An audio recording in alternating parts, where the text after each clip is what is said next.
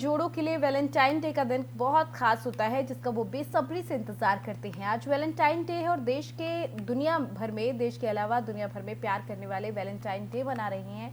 वहीं Valentine day को लेकर कई कहानियां भी प्रचलित हैं, लेकिन कम ही लोग जानते हैं कि पहाड़ों की रानी मसूरी से भी वैलेंटाइन डे का खास कनेक्शन रहा है। इतिहासकार गोपाल भारद्वाज के मुताबिक ओरिया ऑफ जैकोबस की डी वॉर्जिन की किताब में वैलेंटाइन डे की कहानी मिलती है। किताब में वैलेंटाइन डे का जिक्र किया है। ये दिन रोम के पादरी संत वैलेंटाइन को समर्पित है। वैलेंटाइन डे संत वैलेंटाइन की याद में मनाया जाता है। कुछ रिपोर्ट्स के मुताबिक पहला वैलेंटाइन डे साल 496 ईस्वी में मनाया गया था। इसके मुताबिक वैलेंटाइन डे की शुरुआत रोमन फेस्टिवल से हुई और धीरे धीरे ये दो प्यार करने वालों के बीच पूरी दुनिया में फैल गया। इसे प्यार और रोमांस का दिन भी कहा जाता है। इस दिन दो प्यार करने वाले हमेशा एक दूसरे का साथ रहने का वादा करते हैं। वैलेंटाइन डे से कई कहानियां जुड़ी हैं। भारत में वैलेंटाइन डे सेलिब्रेशन की शुरुआत पहाड़ों की रानी मसूरी से हुई, जहाँ साल 1843 में पहला वैलेंटाइन डे खत लिखा गया था।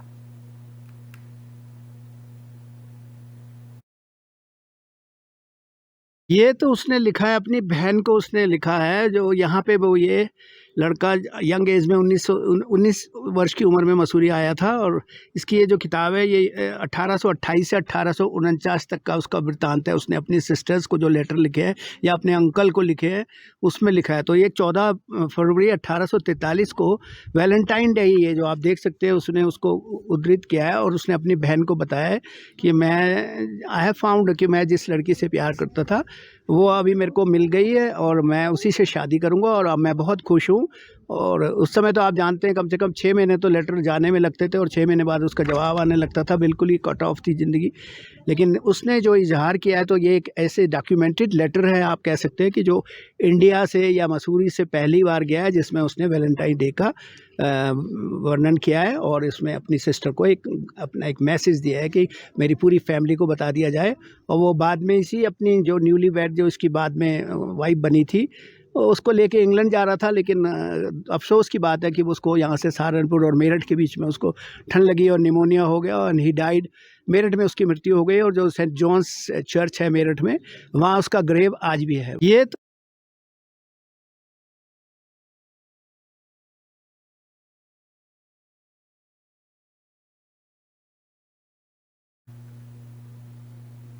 चारधाम यात्रा को लेकर तैयारियां तेज कर दी गई हैं। बताया जा रहा है कि चारधाम यात्रा 2023 में श्रद्धालुओं को कोई दिक्कत न हो, इसके लिए उत्तराखंड परिवहन निगम प्रबंधन ने ठोस कदम भी उठाए हैं। उत्तराखंड परिवहन निगम प्रबंधन चारधाम यात्रा के लिए 100 बसें चलाएगा। साथ ही श्रद्धालुओं की भीड़ उमड़ने की संभावना को लेकर सरकार ने परिवहन निगम की बसों को निजी बसों की तर्ज पर बुकिंग कर संचालित करने की तैयारी कर ली है। चारधाम यात्रा से पहले परिवहन निगम प्रबंधन की ओर से प्रदेश के पर्वतीय मार्गों पर चलने वाली 394 बसों के लिए उत्तराखंड राज्य परिवहन प्राधिकरण से कॉन्ट्रैक्ट कैरेज परमिट यानी कि ठेका परमिट लेने की कसरत शुरू कर दी गई है।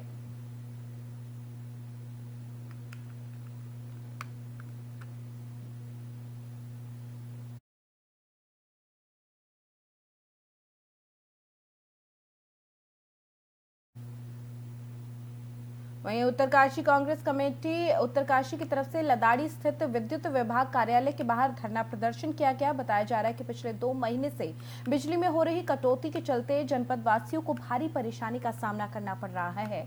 बोर्ड परीक्षाओं की तैयारियां करने वाले विद्यार्थियों, व्यापारी गणों से लेकर आम जो लोग हैं वो भी परेशान हैं। इस संबंध में जिला कांग्रेस कमेटी उत्तरकाशी ने जिलाधिकारी को ज्ञापन दिया। साथ ही ऐलान भी किया कि जल्द ही समस्या का समाधान नहीं किया गया तो समस्त कांग्रेस के जो कार्यकर्ता हैं स्थानीय नागरिकों के साथ मिलकर उग्र आंदोलन के लिए बाध्य होंगे, जिसकी संपूर्ण जिम्मेदारी प्रशासन की होगी।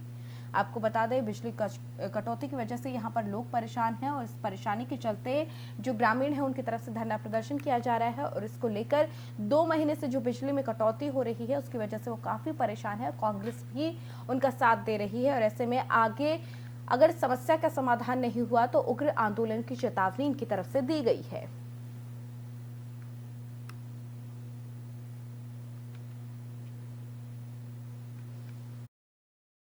आज विद्युत विभाग के कार्यालय में समस्त कांग्रेस के साथियों के साथ, समस्त पदाधिकारियों के साथ हमने जैसे कि पूर्व में 6 तारीख को पत्र के माध्यम से जिलाधिकारी जी को कहा था कि जो जिले में निरंतर रूप से ये जो सुबह शाम दिन में जो ये कटौती चल रही है बिजली की, इस कटौती को बंद किया जाए, क्योंकि हमारे जो स्कूली बच्चे हैं उनके अब बोर्ड के पेपर शुरू हो चुके हैं। वो तमाम व्यापारी भाई जो कि इन समस्याओं से जूझ रहे हैं, उन सभी की समस्याओं को लेकर हमने पूर्व में अवगत कराया था, परंतु इसमें कोई भी अभी तक किसी प्रकार का कोई जवाब प्राप्त नहीं हुआ था। आज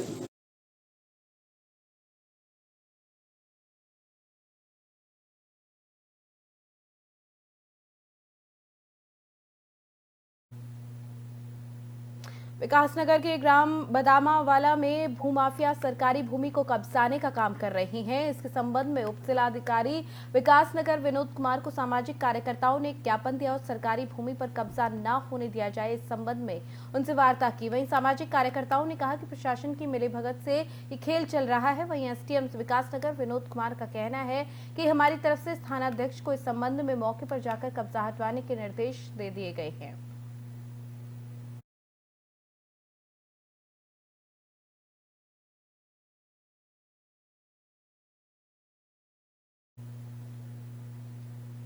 विकासखंड बहादुराबाद के गांव पंचपुरी गढ़मीरपुर की सड़क में जगह जगह पर गड्ढे होने की वजह से राहगीरों को बहुत परेशानी हो रही है।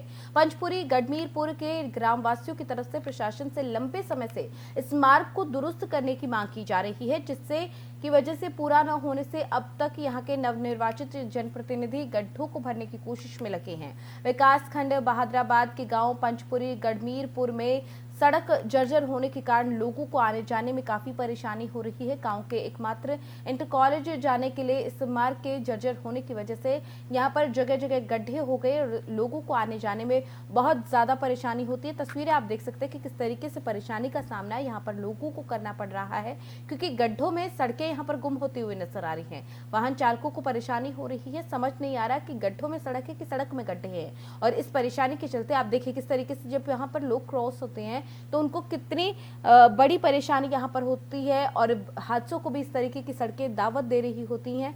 सड़क की हालत खस्ता है, परेशानी का सबब बनी हुई है ये जगह, क्योंकि एकमात्र रास्ता यही है, मुख्य रास्ता, जिस पर इतने ज्यादा गड्ढे हैं। हालांकि भरने की कोशिश जरूर की जा रही है। तस्वीरों में अब आप देख सकते हैं कि पहले जो हालत थी उसके बाद गड्ढे भरने की कोशिश जरूर हो रही है, लेकिन फिर भी यहाँ पर जिस तरीके से जो वादे और दावे फेल होते नजर आते हैं वो आप साफ देख सकते हैं। कैसे हादसों को दावत ये सड़क दे रही है। मुख्य रास्ता है, इंटर कॉलेज जाने का रास्ता है। सोचिए छात्रों को कितनी परेशानी आने जाने में यहाँ पर होती होगी। उसके अलावा जो बुजुर्ग हैं उनके लिए कितना बड़ा परेशानी का सबब ये रास्ता बन सकता है।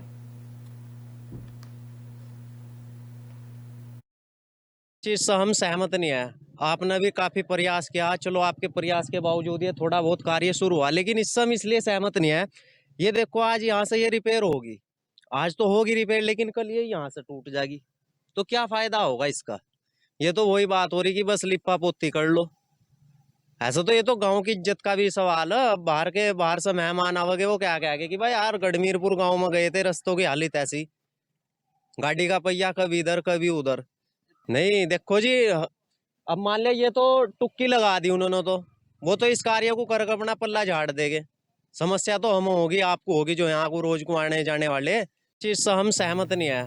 आपने चलिए खबरों में फिलहाल मेरे साथ इतना ही। आप देखते रहिए FM न्यूज़। नमस्कार।